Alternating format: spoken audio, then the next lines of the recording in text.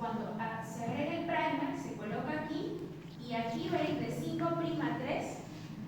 Pero como se está viendo en este lado, ¿no? Entonces, nuevamente se agrega el primer y tendrá que ir alargando la cadena. Se sigue viendo acá, aquí tengo que agregar otro primer y ir agregando los nucleótidos. Entonces, a estos fragmentos, ¿no? Porque no va a ser continuo, ya se va a denominar los fragmentos de Okazaki, ¿ya? Fragmentos de Okazaki. Entonces, aquí hay que recordar esto de aquí. Este resumen me da las ADN polimerasas que participan tanto, en este caso procariotas, que son las bacterias, y esto en eucariotas. Por ejemplo, la ADN polimerasa 3 en procariotas justamente es la que lleva ya como tal la replicación del ADN. La ADN polimerasa 2 corrige errores, ¿ya? Y la polimerasa 1 elimina el primer, y luego lo reemplaza por nucleótidos. En el caso, por ejemplo, de eucariotas, ¿ya? La ADN polimerasa alfa va a actuar sobre la hebra retardada o discontinua, ¿ya? Y la ADN polimerasa beta, ¿ya? En este caso va a ir rellenando, ¿no? Justamente los huecos que va a ir dejando el primer, porque el primer necesita eliminarse, ¿ya? Y en el caso de esa ADN polimerasa delta, ¿sí? Va a sintetizar en la hebra continua. Entonces debemos acordarnos que ADN polimerasa actúa en la hebra continua, en la hebra retardada o si cumple función de reparación, ¿ya?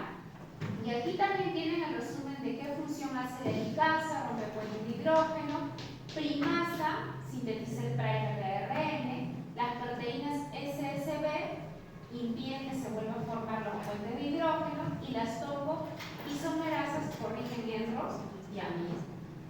Ahora, luego después de hacer la replicación, ¿qué es lo que va a venir?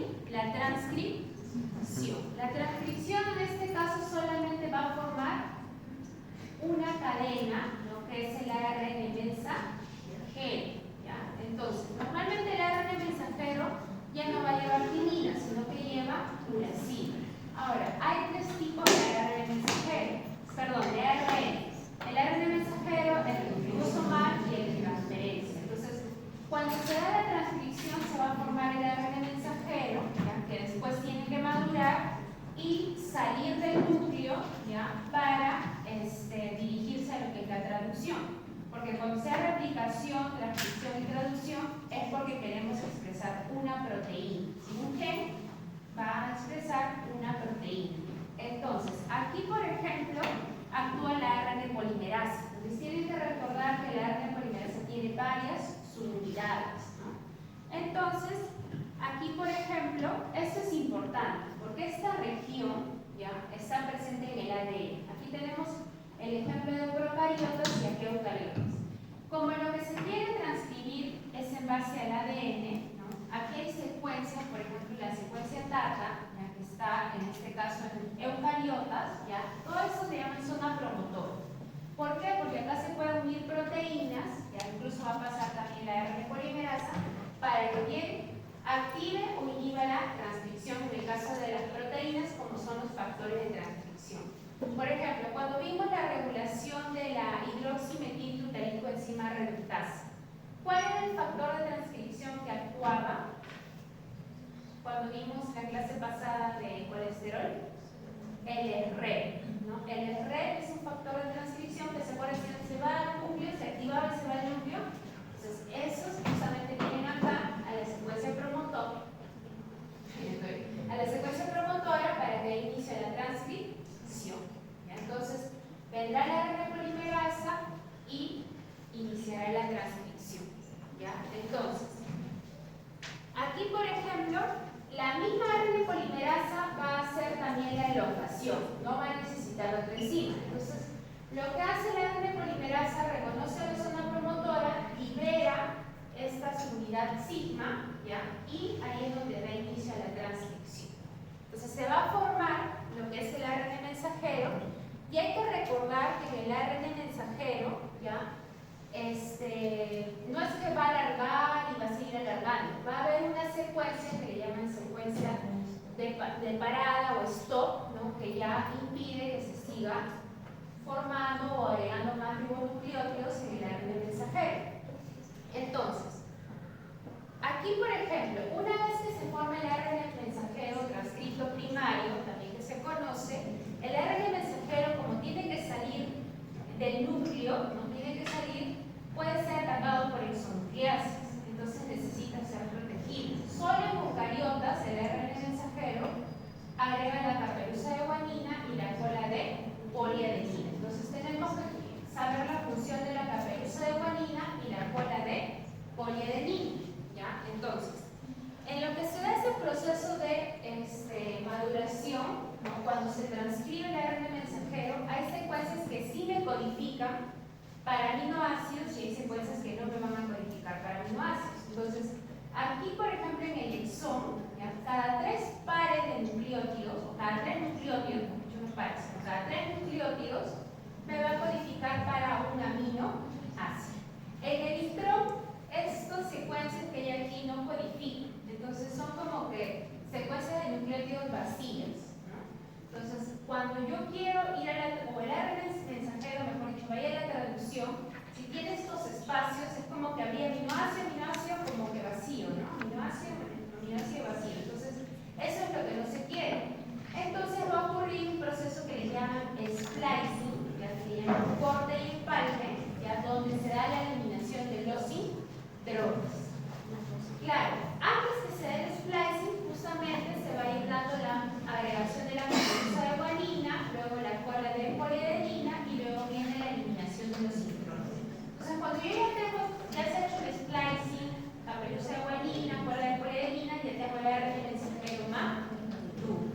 Y este es el que va a salir del núcleo para que se dé el proceso de traducción. Entonces, en base al seminario que hicieron sus compañeras, tienen que repasar el proceso de traducción. Por ejemplo, el codón que me codifica para el primer aminoácido es el AUG. También conocer los codones de paradas. Ahora, no es que cada codón me da un aminoácido. Pueden ser 3 codones que me codifiquen el mismo aminoácido. En este caso hay 3 codones de parada también que no codifican para el mismo aminoácido, ¿no? Entonces, en el caso del AUG, no, sí es específico solo para metionina. No va a haber otro codón que me codifique para metionina. Entonces, hay que conocer, por ejemplo, para la traducción se necesita el ARN ribosomal, el ARN de transferencia que tiene una zona anticodón, que justamente reconoce a los codones. Y justamente ahí va a llevar, aquí creo que tenemos una imagen y con eso vamos a ir terminando. Aquí incluso tiene, ¿no? Eso era lo que les decía. Aquí tiene, por ejemplo, si tengo esta secuencia de codones, citosina, uracilo, uracilo, el ARN de transferencia me trae leucina. Si tengo citosina, uracilo, adenina, me trae leucina. Si tengo, por ejemplo, citosina, uracilo, me trae pronina. Si tengo citosina, guanina, me trae pronina. Y estos 3 no codifican para ningún aminoácido. Entonces, lo que se da en la traducción en realidad es esto, ¿no? Tenemos aquí el ARN mensajero que se coloca en el ribosoma en la unidad menor y aquí tenemos los codones. Entonces, el ARN de transferencia tiene esta zona anticodón que justamente tiene el aminoácido según este cuadrito de aquí, ¿no? Va a ir llevando. Entonces, recuerden también las zonas que hay en el ribosoma en la unidad mayor. Zona E, zona P y zona A. Entonces, ¿dónde llega el primer ARN de transferencia? ¿En qué zona se deposita? ¿En la zona P o en la zona A? A ver, desde el seminario. Cuando llega el primer ARN de transferencia que tiene el anticodón para AUG, ¿en la zona A o en la zona P?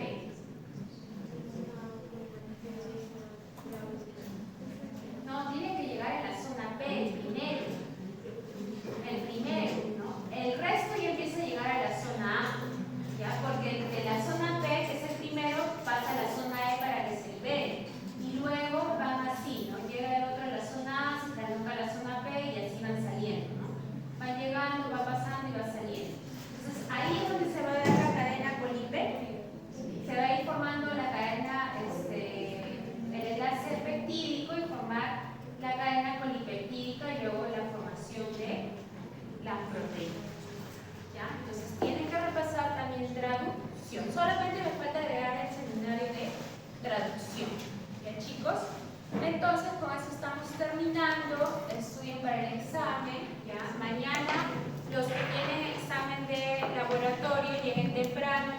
calculadora.